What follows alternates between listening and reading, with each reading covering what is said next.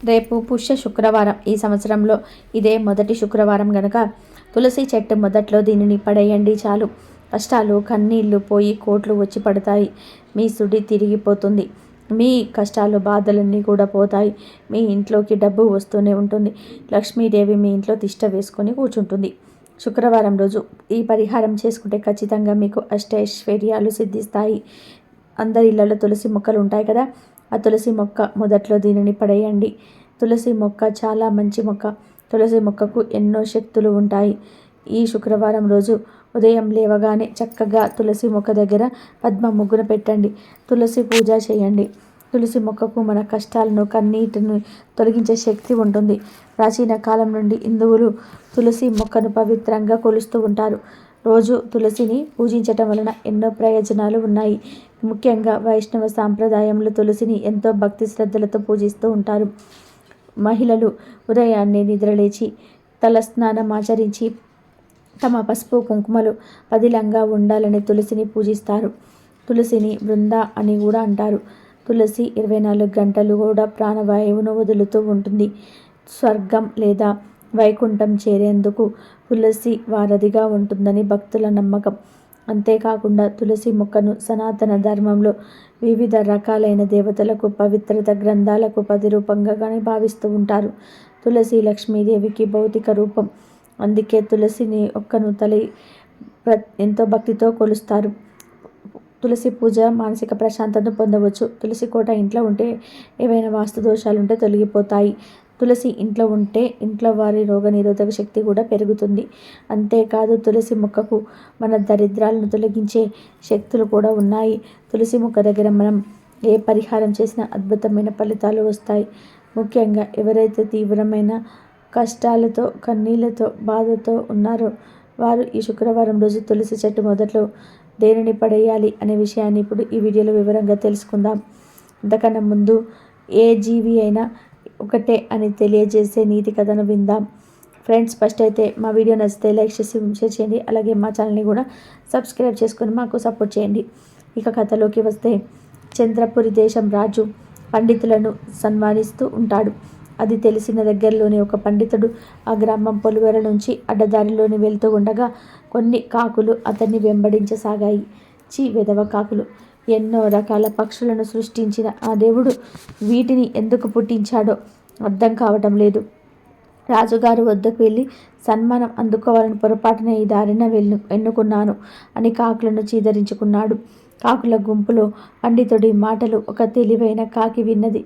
తమ జాతి మంచిదని నిరూపించుకోవాలని అనుకుంది. అందుకోసం ఆ పండితుడికి ఏ విధంగానైనా సరే సహాయం చేయాలని నిర్ణయించుకుంది. ఆ కాకి ఆయన నడిచి అబ్బా ఆకలి ఆకలి అని ఒక చెట్టు కింద కూర్చుండిపోయాడు. పాపమ్మని ఆ కాకి ఎగిరిపోయి ఒక జామ పండును తెచ్చి అతడి ముందు పడేసింది. అయ్యా, ఆకలితో ఉన్నట్టున్నారు, జామ పండును తినండి అని అంది కాకి. చిలుక కొట్టిన పండునైనా తినవచ్చు, కానీ నీవు తెచ్చిన పండుని ఎలా తింటాను అని ముఖం మార్చుకున్నాడు ఆ పండితుడు. మరి చాదస్తం కాకపోతే ఆకలిని ఎవరైనా ఆపుకుంటారా? చిలుక కాకి అని చూస్తే నీ కడుపే కాలుతుంది, నీ కర్మ అంది కాకి. కర్మో కాకరకాయో నా వెంట పడకు, పరమ చిరాకుగా ఉంది అంటూ కొద్ది దూరం నడిచిన తర్వాత సొమ్మసిల్లి పడిపోయాడు ఆ పండితుడు. కాకికి చాలా బాధ కలిగింది. దగ్గరలోనే ఒక సువాసన గల పూలు తెచ్చి ఆయన ముక్కు దగ్గర పెట్టింది. కాసేపటికి పండితుడు లేచి కూర్చొని దాహం దాహం అన్నాడు. అక్కడే పక్కన ఒక బావి ఉంది, దారి చూపిస్తాను రండి అని ఎగిరిపోయింది కాకి. పండితుడు కాకి వెళ్ళిన వైపు వెళ్ళాడు. అది ఒక దిగుడు బావి. పండితుడు మెల్లగా మెట్లు దిగి దాహం తీర్చుకొని బయటికి వచ్చాడు. దాహం తీర్చడానికి కాకి సహాయం చేసింది. అయినా ఆయన కాకికి ధన్యవాదాలు చెప్పలేదు. దాంతో కాకి మనసొచ్చి ఉక్కుమంది. దాహం తీరాక ఆయన ఒక చెట్టును ఆనుకొని కళ్ళు మూసుకున్నాడు. కాసేపు తర్వాత చెట్టు పక్కన ఉన్న పుట్టలోనికి వెళ్ళబోతున్న ఒక పాము పడగ విప్పి ఆయనని కాటువేయబోయింది. అయితే కాకి ఎగురుతూ వచ్చి పండితుడు తలను కాళ్ళతో తన్ని పక్కకు ఎగిరిపోతుంది. ఉలిక్కి పడి లేచిన పండితుడు చిచి వెధవ కాకి అంటూ ఉండగా పక్కన పాము కనిపించింది. అంతే, అక్కడి నుంచి పారిపోయాడు. అప్పుడు కాకి ఆ పండితుడి దగ్గరికి వచ్చి, అయ్యా, సృష్టిలో అన్ని పక్షులు సమానమైనవేనని మీలాంటి వారు గ్రహించకపోవడం చాలా విచారకరం. మీ ఆకలి తీర్చడానికి జామ పండు ఇస్తే వద్దన్నారు. దాహం తీర్చడానికి మార్గం చూపినను పాము కాటు నుండి కాపాడాను. అయినా నన్ను చీదరించుకుంటున్నారు అని అంది. దానికి ఆ పండితుడు, అవును, ఇప్పుడే నాకు జ్ఞానోదయమైంది. నీవు చేసిన మేలు మరిచి తప్పుగా మాట్లాడాను, నన్ను క్షమించు అన్నాడు. ఇప్పటికైనా నీ తప్పు తెలుసుకున్నందుకు ధన్యవాదాలు. మీరు క్షేమంగా రాజు వద్దకు వెళ్ళిరండి అంది కాకి. ఏమి అనుకోకు, బాగా ఆకలిగా ఉంది, 2 జామ పళ్ళు తెచ్చి ఇవ్వగలవా అని అడిగాడు పండితుడు. సరేనంటూ ఎగిరిపోయింది కాకి. మీ ఆకలి తీర్చడం నా మహాభాగ్యం అంటూ జామ పండ్లు తెచ్చి ఇచ్చింది.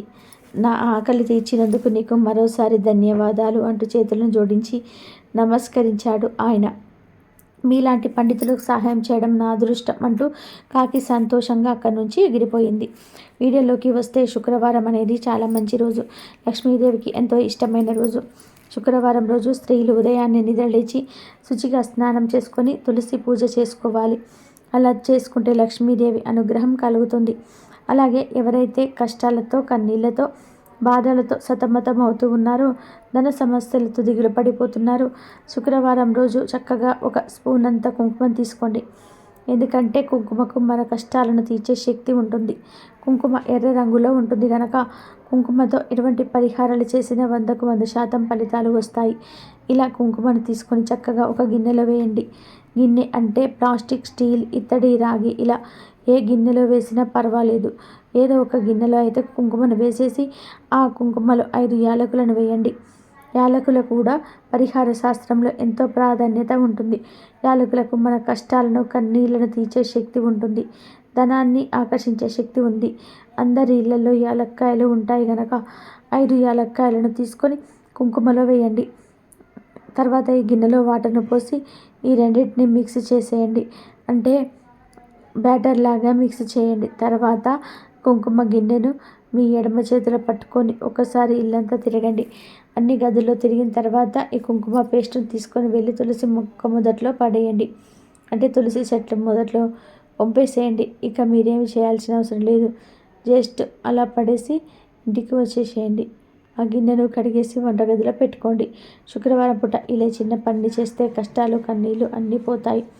చాలామంది ధన సమస్యలతో, కష్టాలతో, పన్నీళ్లతో ఎంతో సతమతం అయిపోతుంటారు కదా.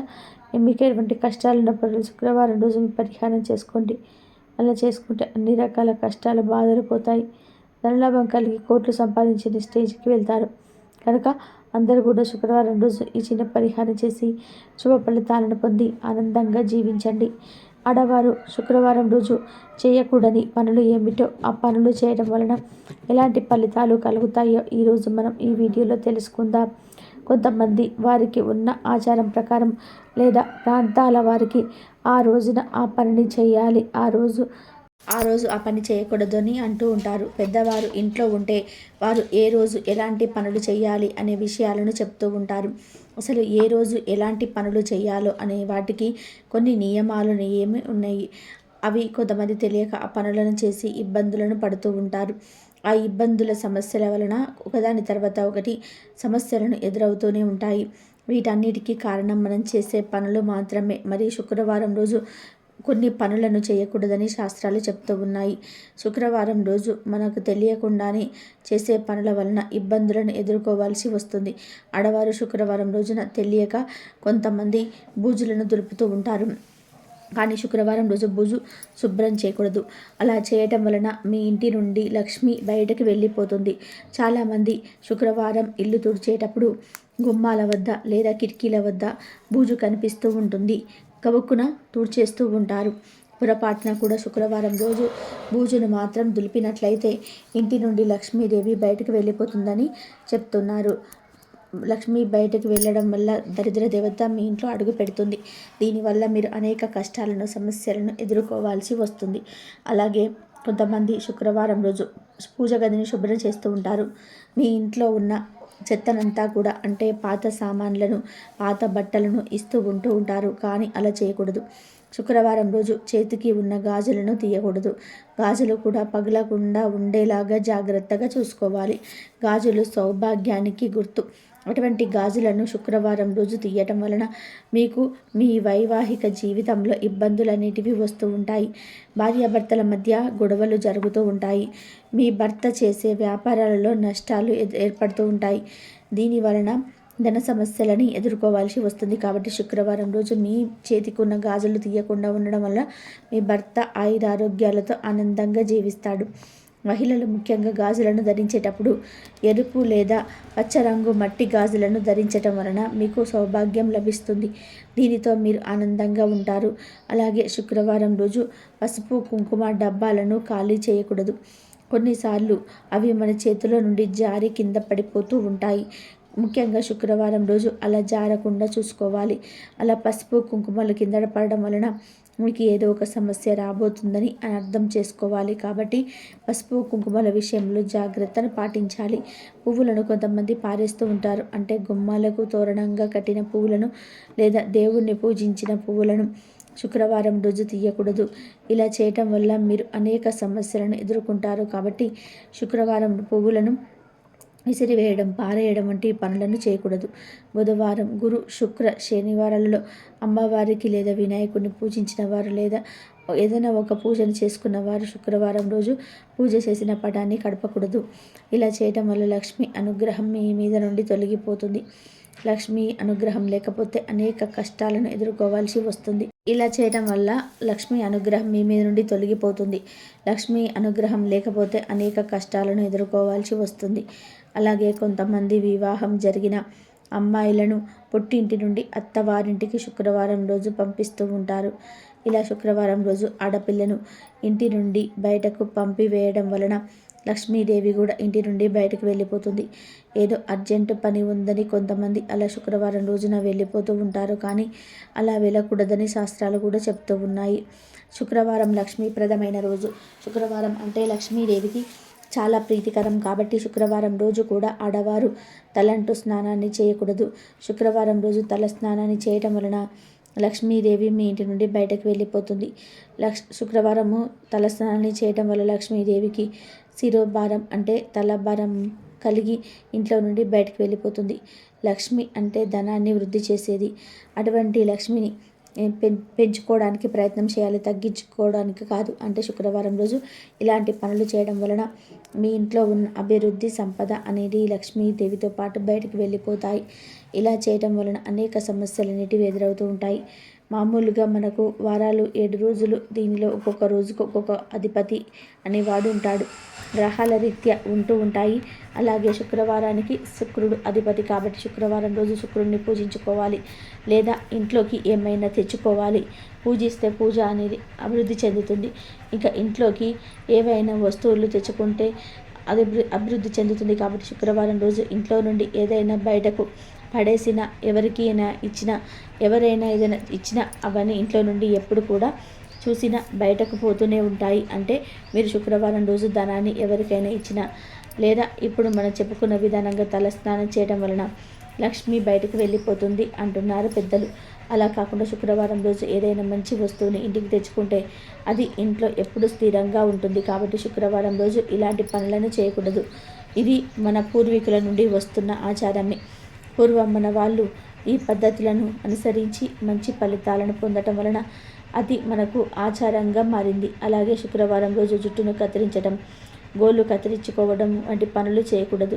మగవారు శవరాన్ని శుక్రవారం రోజు, మంగళవారం రోజును చేయించుకోకూడదు. ఇలా చేయటం వలన మీకు ఇబ్బందులు వస్తాయి.